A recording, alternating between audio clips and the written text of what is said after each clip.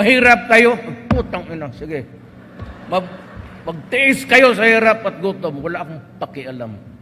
Ganon talaga ako. Bastos ako. Walang hiya ako kasi galing ako sa baba.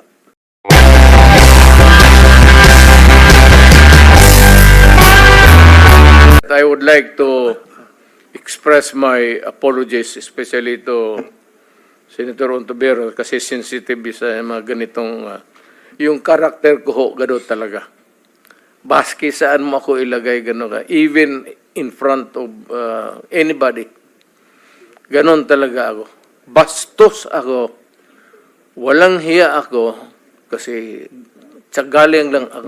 galing ako sa baba. Salamat Class kayo, three Mr. ako. Chair. Hindi ako sensitive. Ayaw ko lang talaga ng bastos. Ayaw ko ng walang hiya. Lalo na pag pinag-uusapan natin Kaya, ng ma'am, seryosong bagay ng war on drugs saka Kaya extrajudicial killings. ako bastos, Salamat ma'am. kayo, Wala ang Mr. hiya Chair. talaga ako. Yan ang totoo. Tigilin na po natin yung pagsisira at paninira sa mga Hindi ba institusyon. paninira, ma'am? Because we need- Sinasabi ko, para sabihin kulang. pero may nasabi Hindi rin nila kasalanan. may Ang nasabi ideya rin talaga hindi kulang detailed. ng tao, Pero- kulang ng organisasyon. Pero I Yes, heard yes. the term, Mr. Chair, You have halos to have, inutil. Mr. President, tao, pati pondo ng pera. There are ways na i-strengthen ang PIDEA na hindi natin Hindi sinasabing mo dala sa halos istorya yan dito. inutil. Actually, okay. No. Excuse me, Mr. Chair. Sige. Miyembro po ako ng committee ito, ng subcommittee at ng Senado. So, I am just making an interjection. Yes. Pag nagkapanahon akong uli na magtakbo ako ng mayor, maminos-minos talaga lang, I will do the same thing again and again and again, basta nandyan yung droga. Mr. Chair. Yes, ma'am. Mr. Chair, I believe we've given the proper leeway and respect to the former president. Hindi po ito midnight COVID briefing. And I hope we can stay on track. Hindi po natin pinag-uusapan kung mali ang droga. Pinag-uusapan po natin kung yung polisiya, naging polisiya nyo. Mr. tungkol Chair, doon. if I may? Salamat Sige, tayo, it's Mr. Chair. actually the turn of Senator Bato, and let's give him 10 minutes of uninterrupted time to ask questions. Sige, sir. Sandali mo naman. Before my time starts, Mr. President, Mr. Chairman, May I just be clear on this? Yung ano yung lumalabas sa karakter ko, yung policy ko, yun na yung experience ko, kaya lumalabas yung sa utak ko, pati bunganga ko. Yun na yung galit ko. Galit talaga ako sa droga, sasabihin ko sa inyo. Mainit ako. Thank you. Thank you, Mr. President. Lahat tayo, we are all the product of our own experiences. Tama. Sige, Senator Bato, you have the floor. yeah, thank you, Mr. Chair. I just would like to remind our colleagues, Mr. Chair, if I may, that we invited the former president to listen to him. Sana kung magsalita siya, bigyan na naman natin ng time dahil pumunta siya dito eh. Si Senator De Lima kanina, haba-haba ng sinasabi. I never interrupted her. Kahit anong sinasabi ng mahaba. But, itong ating nag-raise pa nga ng hand yan kasi gusto niya magsalita. Sana, hintayin natin matapos. Huwag natin i-interrupt, Mr. Chair. Yun lang po. Nagpapalabas na ako ng aking observation. Salamat sa Senator, pero yun, nasabi ko na rin, nalabas ko na yung galit ko. It's really a rage dito sa... anak lang rin ako ng mahirap. Kaput. Dumating kami ng Davao na we have to hack. Puro kahoy pa yan. We have to clear the forest para makapusto kami. Kaya, dumaan ako dyan sa yung boulevard na yan. You'll be familiar because you're from Mindanao. Diyan kami nakatira sa nagkarinderya ang nanay ko noon nung dumating kami sa Kaya nakita ko yung hirap ng, lalo na sabi ko yung nanay na lumabas, nagtrabaho, padala ng pera, tapos yung pera niya nandoon sa droga. Thank you, sir. I'm sorry, but tapos na ako. Nailabas so ko much, na. Sige. Salamat. Hindi na ako magano. Thank you. Ito for the information, si Colonel Grijaldo. Ngayon, ang Davao, ngayon, taga-Davao ko man. Taga-Davao kayo lahat. Kayo mga general, dumaan doon. O ano, good time na. Peaceful na. Walang gulo. Walang pickpocket. Pero, wala, hanggang dyan lang. Kalimutan na ng tao yan because sa bagay naman trabaho mo yan eh. Tama naman sabihin ng tao na, bakit kami may utang na loob sa iyo? Bayad ka. Trabaho mo yan. Tama yan. In theory, tama yan. Tama sila. Kayong mga pulis. Ikaw. Pati ako. Pero, yung dapat lang malaman na yung pagiging mayor ko, pagiging talagang presidente, dinibdib ko yan. Wala akong agenda. Wala akong dinagdag na baski isang poste sa bahay ko. Wala akong bagong kotse. Hindi ako nakatikim ng Mercedes-Benz. Dinibdib ko talaga ang trabaho ko para sa bayan ko. Ayaw ko maging hero. Kasi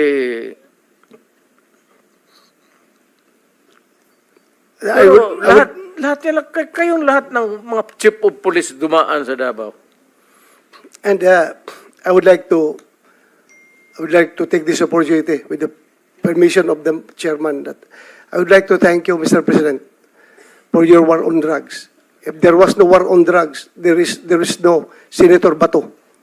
Maraming salamat po doon sa opportunity na binigyan mo sa akin na maging chief PNP at ako'y naging senador ngayon dahil doon sa war on drugs. Maraming salamat. At ako kung nakikinig yung PNP, pati yung patuloy ninyo yan at magtrabaho kayo ng husto kasi ang droga talagang talamak.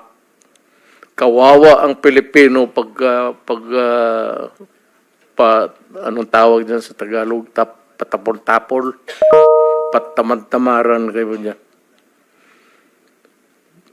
Trabaho kayo ng husto, alam ninyo na ang droga talamak. Kaya kayong mga presinto, yung area of jurisdiction mo, pag mandyan pa yung droga, umalis ka. Kung chief of police ka ng syudad, pag may droga at hindi mo kayang pumatay, takot kang mamatay, putang ina, umalis ka dyan sa trabaho mo. Sorry for the... Thank you, Mr. President. I think, Mr. Chairman, medyo mahaba na yung time ng ating... Yes, alam ko. Alam gusto na siyang magpahinga. Thank you. If the President can still stay a little longer, okay lang, sir? For a couple more minutes? I am at your disposal, Sige ba? sir. Okay, sige. Ako magsabi ninyo hanggang bukas tayo dito. Okay lang. Wala akong magawa. Actually, dapat Senator Bato, nag-apologize tayo kay President for starting our hearing in the morning. Doon siya nahihirapan actually siguro. In the same manner that I would like to express my apologies, especially to Senator Ontiveros, kasi sensitive sa mga ganitong, yung karakter ko ho, gano'n talaga. Baski saan mo ako ilagay, gano'n ka. Even in front of anybody. Gano'n talaga ako. Bastos ako. Walang hiya ako kasi galing ako sa baba. Salamat Class kaayo, three Mr. ako. Chair. Hindi ako sensitive. Ayaw ko lang talaga ng bastos. Ayaw ko ng walang hiya. Lalo na pag pinag-uusapan natin Kaya ng nga. seryosong bagay ng war on drugs saka Kaya extrajudicial killings. ako bastos man, Salamat kaayo, wala ang Mr. hiya Chair. talaga ako. Yan ang totoo. siguro, hindi ako dadating itong pagka-presidente kung hindi ako bastos at hindi ako walang iya. Thank you, Mr. President. I am now, hindi sa lahat ma'am, baka sabihin mo, magwalang hiya ako sa inyo, hindi yan. May kunting edukasyon rin ako. Decency. Yung demeanor ko, yung pinapakita ko sa inyo, yung galit ko, yung rage ko, sa kriminal yan. Dahil nga, naging prosecutor ako, matagal masyado. Ako muna. Professor ako ng Professor ng... Police Academy. Thank you, Mr. President.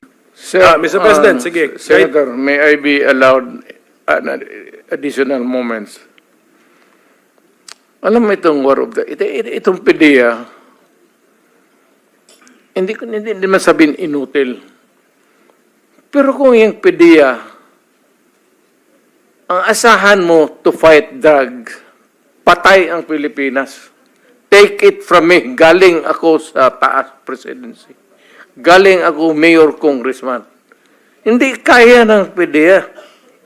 Hindi nga niya alam sino yung mga diyan sa palibot dito sa Batasan, sino yung mga drugista diyan sa Pulis talaga yan. Pulis.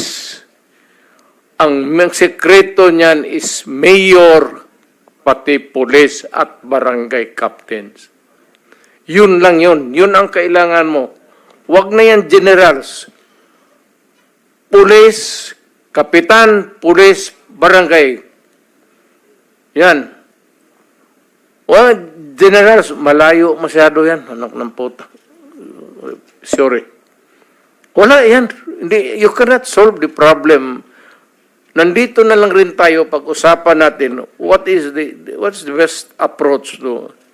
The best approach really is dito sa baba. Barangay captain, tapos yung mga mayors, dapat nilang pukpukin talaga. Pag ang isang mayor, pag sinabi niya na walang droga dito sa syudad ko, hindi naman ako nagyayabang. Ay, pupunta naman kayo ng Davao kung gusto ninyo. Meron kayo. Pero pag sinabi ko, dito sa Davao, walang droga, wala talagang droga. Mr. Ilang police chief dyan. Ayan, si Gamboa, Danau, pati ito, dumaan si Koy. Pag sinabi ko sa kanila, walang droga, kayo ang sabi ko, ipapakaw ko talaga sila sa cross. Nagpagawa ako ng cross dyan nilagay ko sa barak sa likod. Ipapako ko yung police director dyan na pagka may trabaho ninyo yan eh. Yes, sir. Thank you, Mr. Chair. Yes, Senator Bato, you have the floor again. Sige. One interjection Pwede bang lang, if I may, papahingahin Mr. mo Chair. natin si President Duterte and I will proceed to Senator Bato. Colonel Hector Grijaldo. With your permission, pero kung ayaw mo, okay lang. Ano yun, yung- Senator Risa wants to interject. Okay lang, with your permission. Pwedeng hindi. Para kanino, For the for record the record. only. Okay. With the permission of Senator Bato, go ahead. Dagan salamat, Mr. Chair ug Senator De La Rosa. For the record lang, in fairness sa PIDEA, Philippine Drug Enforcement Agency is the lead anti-drug law enforcement agency responsible for preventing, investigating, and combating any dangerous drugs, controlled precursors, and essential chemicals within the Philippines. So, tigilin na po natin yung pagsisira at paninira sa mga Hindi ba institusyon. paninira, ma'am? Because we need- Sinasabi ko, para sabihin kulang. pero may nasabi Hindi rin nila kasalanan. may Ang nasabi PDEA rin talaga hindi kulang inutil. ng tao, Pero- kulang ng organization. Pero I Yes, heard yes. the term, Mr. Chair, You have halos to have, inutil. Mr. President, tao, pati pondo ng pera. There are ways na i-strengthen ang PIDEA na hindi natin Hindi sinasabing mo dala sa halos istorya yan dito. inutil. Actually, okay. No. Excuse me, Mr. Chair. sige. Miyembro po ako ng committee ito, ng subcommittee at ng Senado. So, I am just making an interjection Yes, in fairness sa PIDEA na isa sa mga importanteng institusyon ng law enforcement natin, particularly in suppressing the supply of drugs. For the record lang, Mr. Chair. Daghang salamat, Mr. Chair o Senator De Sige, La what's Rosa. the opinion of the Ako President? naging Yes, mayor, congressman, naging presidente. Ang sinasabi ko dito, wala akong tinatamaan. I'm just expressing, I said, my experience. Na kung ano talaga ang kulay ng droga dito sa Pilipinas.